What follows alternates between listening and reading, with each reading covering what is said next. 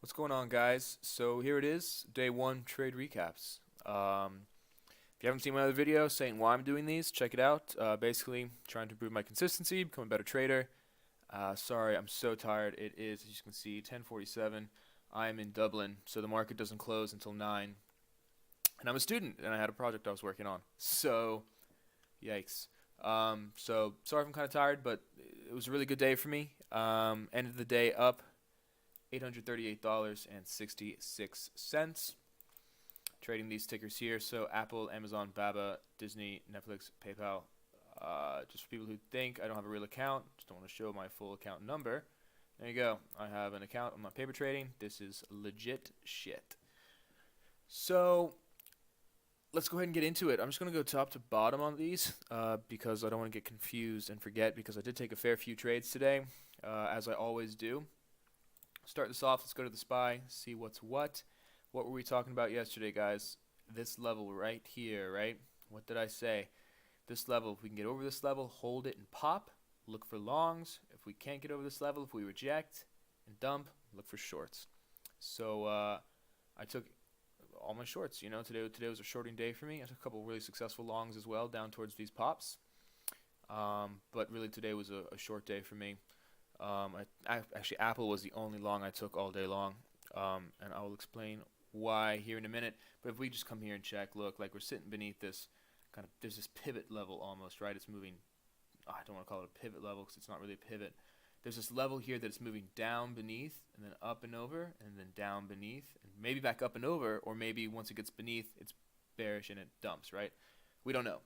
But so this is looking pretty weak to me, still below that 5 moving average, closing again below the 200, closing right on that lows of Thursday last week. So a bit of support there on the close, and after hours, I mean, it's not really doing anything, right? Like a couple spikes here, but that's just, I think algo's screwing with shit and positioning for the next day. So I'm thinking we're going to get a nice old dump tomorrow. It's going to be rough, and I think tomorrow this is going to be the big level, right? But so let's go on to Apple. So not the first trade of the day. So ironically, I'm going to start with the longs, right? So what? How would I best do this? Let's do this. Let's just do this, just so we can see both, right? I want everyone to be able to kind of know what's going on here. So this is today. Here we go. This is the SPY for the day, right? So Apple, we're coming to kind of the same view. As we saw, Apple was on my 9-screen watch. It's just one of the stocks I watch. All of these are basically my day-to-day boys. I'll switch down. Disney was just for today. PayPal was really just for today. But generally, I trade the same stuff. So what happened with Apple was, even though, got all messed up. Even though the SPY was dumping all morning here, if you see the yellow line on Apple, it's tracking where I'm at the SPY. So see how the SPY is going down, but Apple isn't? It's making higher lows. Boom, boom. That's pretty bullish, right? So what that tells me is there's a serious divergence between Apple and the market, which is weird because Apple is usually pretty much alongside the market. So I knew we kind of got grindy down here. Pat called it out too. He said, shit's getting grindy. Be careful, all shorts.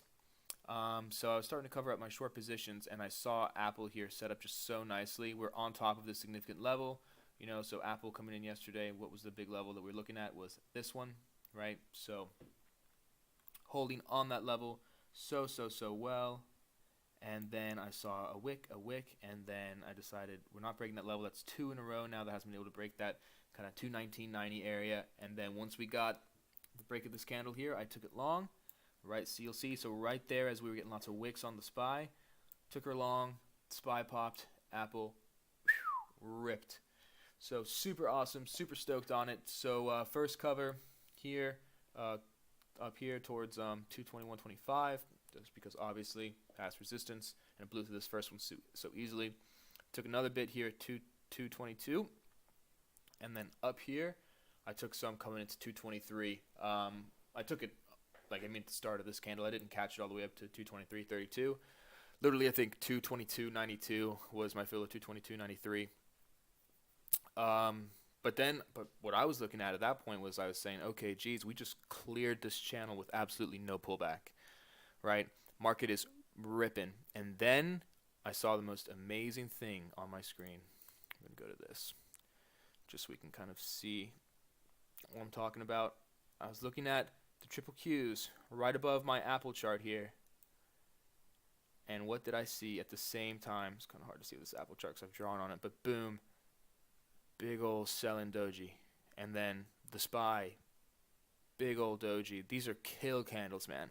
These things are clear, especially on the 5-minute. That's an entry. Get in the trade. So Apple was coming into resistance, right? Nothing else really was. Everything was kind of sitting between channels, so I didn't want to get too involved. But I saw Apple, boom, took that short straight away. Added to my position on this move. I'll actually go back so we can see it a bit better. So short, right? Added into my position. Covered some here on the 9 EMA on the 5-minute. Pop up again. Now I got real nervous here because my stop was, I'd learned my lesson from Disney. My stop was, I'll tell you that in a minute, but my stop was a bit higher. So got nervous, but it didn't break. As soon as I saw the rejection, threw on some size. I loaded the boat. Boom, covered some to the 9. Boom, covered some to the 20. And boom, covered some down towards VWAP. Had a little bit left. Saw another kill candle into this channel. Well, if it's not going to go up, what's it going to do? It's going to go down. So short here, covered at VWAP, and covered some coming into this kind of resistance here from pre-market. So didn't quite bottom tick, but came pretty close. Set stops for break even, or no, I set stops for break even on the rest. Yeah, so that was kind of up in this channel. Walked away for the day, came back. I was up, but I didn't want to get out. I was waiting for a late day fade. Didn't happen. And instead, I got out on the break of this trend. So I didn't get out immediately. I waited for it to hold trend and really pop. So then I covered. So really happy with that trade. So those two trades together netted me a lot of my day's profits, 462 and 186, right? So really stoked on those. We'll get into Amazon next. I'm going to leave the SPY up just because it makes it a bit easier. So Amazon, I was looking at it here. So boom, this is Amazon's doji, which was, so the SPY's doji's there, Amazon's doji is there. Oh my God, they're at the same time. So I didn't like Amazon at first because it was really far away from a significant level. So I didn't go short it. I didn't get a nice trigger for a lower high, so I didn't short it there either. But then right here above that level, I saw holding, pop, and then a straight pullback, right? That's a big old death candle to me anyway. Took it short and then walked away. So something I should have done, should have covered into VWAP. I should have thought to take at least some profits. I was up really nicely on this. I was actually up over $1,000 on the day. I was so stoked because it was going to be my first video recap with $1,000, but no, it didn't happen. But I didn't take any profits. Really waiting for that late day fade as per my plan. So, I mean, it's good that I followed that.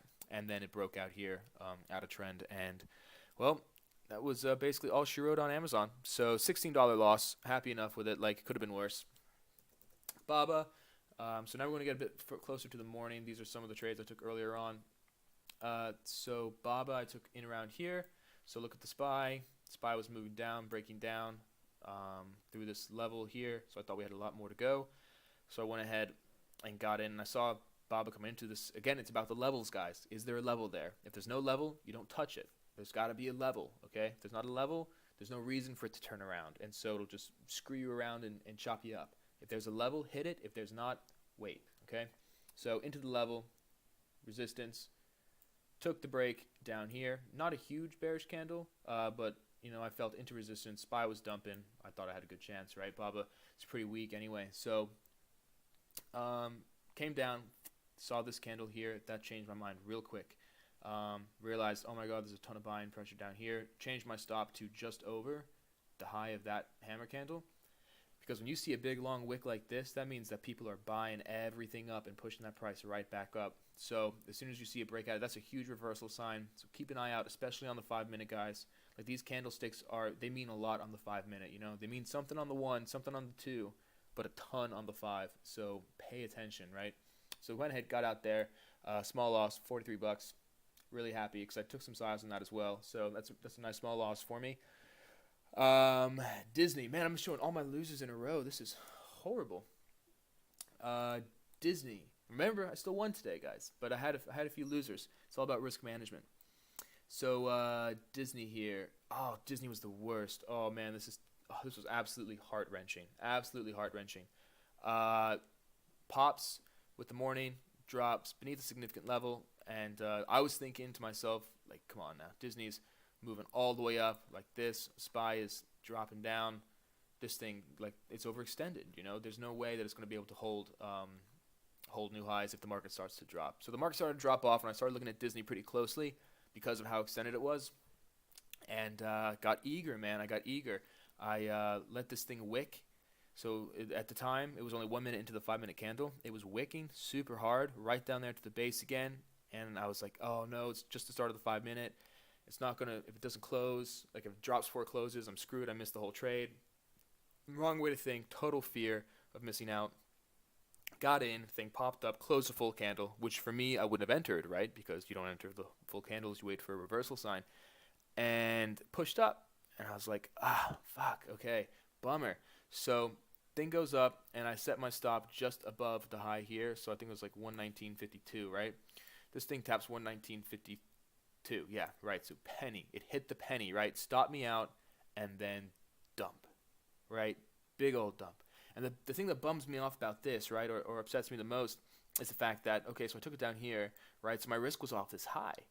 So 60 cents, right? So I took a couple hundred shares, but like you obviously can't size in super heavy with at least my risk management or my levels of risk, right, with a 63-cent stop.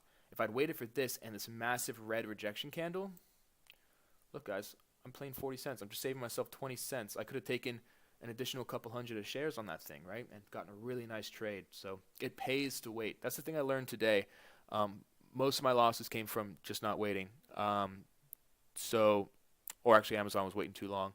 But that's the thing. Just you have to wait for the signal to appear, and once you see it, hit it hard, enter the trade, don't hesitate. But if there's no signal, do not take it. Cool, so into some more winners now. This is pretty exciting. So Netflix. Traded this twice today.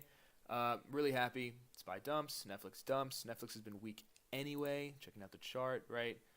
So it was dumping beneath that 200 moving average. So super weak, and I thought we had a lot of space. So I took a look at her, and so she's on my 9 stock watch. I know Smash trades Netflix all the time. Smash the bid, and it's his ATM, right? I know Pat trades it a ton too. I know Moses trades Netflix like almost every single day. Homeboy makes money on this thing. Money, Moses. So I took a look, you know. I'd never traded Netflix before, but significant levels based off of my 1 hour time frame. Boom, came in, dropped, saw a big old rejection here, but what did I do? I waited for my trigger. Trigger came, shorted there, flush. Such a nice flush. And Netflix was kind of crazy because I'm just going to make this full screen so we can go all the way back. Right, so look where that thing bottomed out, right? Right down here. Right down here towards this channel, right? So we had a little bit of resistance here that kind of stopped it before it made it all the way down the channel. But right down there, guys, these levels, they're so important. Stocks will follow these levels, right? So I took out a couple shares up here. So I'll kind of move back in so you can kind of see because we're coming to resistance. So a couple shares up here. Took most of my position off on the break of this hammer because, again, big reversal sign. Waited for a higher low. So for me, what that means is a candle has to close up or break above the high of the last one. And then for it to be a lower high, it has to come, or a higher low, it has to come below again and then break the high again. Just because otherwise, how the hell do you know if it's actually a higher low or if it's just moving up, right? So got out up here with a win. Super happy with my win. Really tasty. Unfortunately, I then lost it a little bit later, or not all of it, right? I still ended up being up $190 on Netflix, but I did take an L here. Came back, was looking here, getting ready to go to lunch, and I was thinking, if we have a big fade in the market, what could drop? Netflix. Netflix is weak. Netflix was back below this line here. The market at the time, if we get out of full screen and zoom in, you'll see the market at this point in time was just breaking back beneath that VWAP, right? Super weak look. So I saw this candle reject, and I got short under here. Covered some into this area here, so I bottom ticked just because we have support. So covered some into here, and then that was all she wrote. Got stopped out on the rest above here. So I saw this candle. I thought about covering at the top here like I did on Baba, but I don't know. I really did think the market was going to dump, so I just kind of set a stop and forgot it. So that's Netflix, and then PayPal, the last trade that I'm reviewing, but ironically the first one I took today. So if we go into PayPal, the reason I'm playing this is like for me pretty obvious, right? The market, same as Disney's been dumping. PayPal gapped up, right? It gapped up. Not only did it gap up, but it's really holding, right? So what I had thought was I was hoping for big strong red day. We got a big strong red day, and we managed to crack these levels here. Look at all this space. This is absolute empty space. You could, without a doubt, hold a piece until that gap filled. You know, it would be an amazing, amazing move. So that's why I was looking at PayPal. Obviously, that didn't happen, right? Popped up instead. But so what did I do? Looking at the start of the morning, opened at the level here, wicked in, or I think it dropped, came up, wicked, failed, wicked the second time and failed. Now when I saw that second wick, and the reason this is different from the trade that I took, the losing trade that I took on Disney. So we go to Disney here. The reason it's different is because look where Disney opened, right? Let me show the other set of lines here. Like look where Disney opened. Disney opened significantly above that support, that level, right? So it's always not just going to hold it. It's going to hold it the first time, right? This was underneath that level. Came up rejected, right? Lower high. That for me, I took it in this area here just because I saw it reject, tap, tap. Just sellers crashing down on the bid. So much red on the tape. It was insane. And I just went ahead and took it short. And then covered some into here. Covered some into here. And then took the rest off on the break of trend. So those are my trades, guys. Hope it didn't run too long. Hopefully I'll try to trade less, you know, so these are a bit quicker. But really happy with the day. Again, up $838.66. And yeah, man, it was a good one. So I'll see you guys tomorrow. Trade safe. Just remember, chasers in this market get crushed. They get crushed. Can you imagine chasing PayPal down here short because you think it's going to crack, and then you just get absolutely roasted? Or like, even think about Amazon, man. Like Amazon, if you tried to short this move into the VWAP and you got stubborn and you held, that is a 35-point move, right? Before you even get a chance to get out, it just rips on you, right? So be careful, guys. Use your daily charts. Use your levels. Be patient. Trade safe. And good luck tomorrow. I'll see you then.